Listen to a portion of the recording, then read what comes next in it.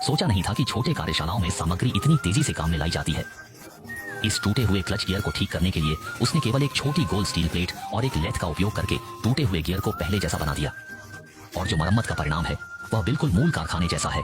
Clutch gear के टूटने के कारण लोडर ठप हो गया था। लोडर पर निर्भर रहने वाले पुराने आठ के लिए नया क्लच गियर खरीदने की लागत बहुत अधिक थी, इसलिए वह भाई गियर लेकर इस मरम्मत की दुकान पर गया और दुकान के मालिक से मदद मांगी कि वह इस क्लच गियर की मरम्मत कर दे जब यह खराब नहीं हुआ था। ठीक है, दुकान के मालिक ने थोड़ी जांच के बाद गोल स्टील प्लेट निकाली और तुलना करने लगे। मापने और तुलना करने के बाद उन्होंने मरम्मत की योजना स्पष्ट कर दी। इसके बाद उन्होंने टूटे हुए हिस्से को लेथ पर फिक्स किया, फिर टूल को समायोजित किया और काम के बाहरी टूटे हुए दांतों को टर्निंग करना शुरू किया, केवल धुरी के सिलेंडर हिस्से को छोड़ते हुए। क्योंकि आगे जो भाई करने वाले हैं वह गैंग की गोल स्टील प्लेट को मरम्मत सामग्री के रूप में उपयोग करके धुरी के सिलेंडर और स्टील प्लेट को जोड़ना है। दोनों को जोड़ने से पहले धुरी के सिलेंडर के बाहरी हिस्से पर थ्रेडिंग करनी होगी ताकि दोनों बेहतर तरीके से जुड़ सकें और मजबूत हो सकें।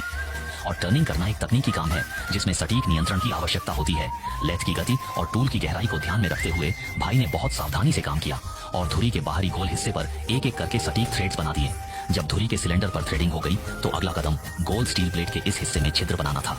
जब भाई छिद्र बना रहा था उसे स्टील प्लेट के केंद्र पर कैलिपर से मापने था ताकि यह सुनिश्चित किया जा सके कि अगले टर्निंग के लिए आंतरिक व्यास धुरी के सिलेंडर से मेल खाता है। इस समय जब भाई टूल की स्थिति और गहराई को समायोजित कर रहा था, बाहर निकलने वाले लोहे के चूरों की गति आंखों के सामने तेजी से बढ़ रही थी और इस समय कैमरे की धीमी गति के साथ बीच के अतिरिक्त हिस्से को भी सफलतापूर्वक हटा दिया गया।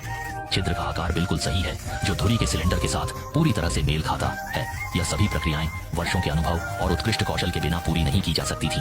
इसके बाद स्टील प्लेट की सुंदरता के लिए भाई को सतह को समतल और चिकना करना होगा ताकि उत्पाद की गुणवत्ता सुनिश्चित हो सके और ग्राहक को उसका नया रूप दिख सके। इससे एक उत्कृष्ट कारीगर की भावना, कौशल और ध्यान देने की क्षमता का प्रदर्शन होता है। जैसे ही आंतरिक सतह को समतल किया गया, अब स्टील प्लेट के आंतरिक सतह पर थ्रेडिंग करनी है और इसी तरह आंतरिक दीवार पर नीला निशान लगाना होगा। फिर थ्रेडिंग टूल स्टील प्लेट की आंतरिक दीवार पर कटाई करने लगेगा। कटाई की प्रक्रिया शुरू करते हुए धीरे धीरे थ्रेड्स को हटा दिया जाता है और हटाने की प्रक्रिया में टर्निंग की स्थिति और चूरों के निकास पर ध्यान देना आवश्यक है ताकि चूरों के लिपटने से जागोंग गुणवत्ता और टूल की उम्र पर असर न पड़े। इस समय धुरी को स्टील प्लेट में बनाए गए छिद्र में डाल सकते हैं और भाई ने धुरी को हल्का सा घुमाया जिससे दोनों सफलतापूर्वक एक साथ जुड़ गए।